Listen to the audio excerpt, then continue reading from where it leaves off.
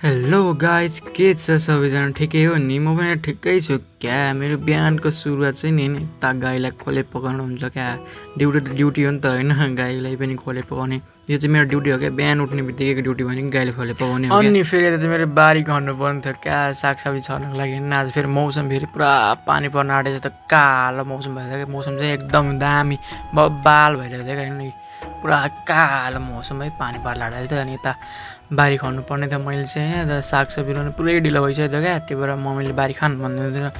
मैले पनि बारी खन्न थालेको थिएँ फेरि यता हेर्छु मौसम पुरै कालो पानी पर्ला जस्तो भइरहेछ त गाई चाहिँ अब के गर्नु पनि खन्नु पर्यो भनेर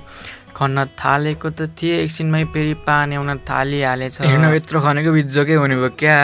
भन्दै फेरि त पानीले कुटेर मलाई फेरि घरतिर खेदाइदिइहाल्यो क्या फेरि पानी पनि फेरि के साह्रो दर्के पऱ्यो हेर्नु एकछिनमै मौसम चेन्ज भएर पुरा कालो भएर पानी पर्न थालिपुगेको त हौ साथीहरू नि यस्तै छ है बर्खायाममा यस्तै हो क्या पानी पर्ने के गर्ने भइरहेको हुन्छ क्या पानी फेरि रोकिने नामै लिँदैन परेको छ गर्छ त्यो फेरि यता फेरि मेरो खोले काट्ने काम सुरु भइगयो गाईहरू मेरो फेरि हाम्रोतिर भनेको यता फेरि मकैको टुप्पो हुन्छ नि त्यस पहिले नै सुकाएको थियो क्या अनि अहिले पानी परेको बेला काम दिन्छ नि त्यस्तो गाउँमा यस्तो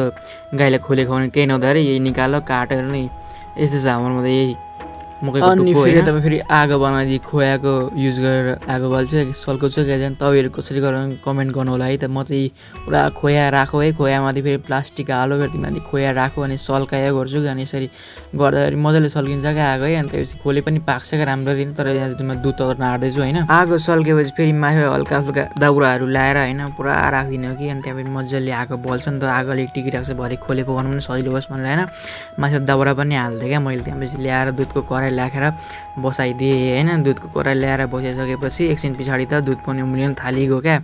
उम्लिन थालिएको कस्तो मैले हेर्नु गाइस बग पारामा दर्रो पारामा उम्लियो क्या मजाले दुध पनि मजाले उम्लिसकेपछि दुधलाई पनि हल्का आगो सागो अलिक उज्याएर त्यहीँ छोड्दै हल्का तर लागोस् न घिउ पनि झ्याप्प घिउ लाग्छ नि त भनेर त्यहीँ छोडेर म चाहिँ अर्को काम गर्नतिर लागेँ अर्को काम भनेको चाहिँ मेरो पराल तान्नु पर्ने थियो क्या गाईलाई होइन गाईको खानेकुरा भनेको पराल नि त बेलुका त होइन कति मान्छेले मात्रै खानु होइन गाईहरूले पनि त खानु पर्यो नि त भनेर पराल सराल तानेर लगेर गाईलाई गोठमा लगेर पराल सराल सबै टक्क लगाएर हालिदिएँ अनि सोतर ओछ्याइदियो फेरि त गाई सानो बाच्छाले नि कस्तो मजाले पराल खाएको सानो यति भन्दै आजलाई बाई बाई गाइज।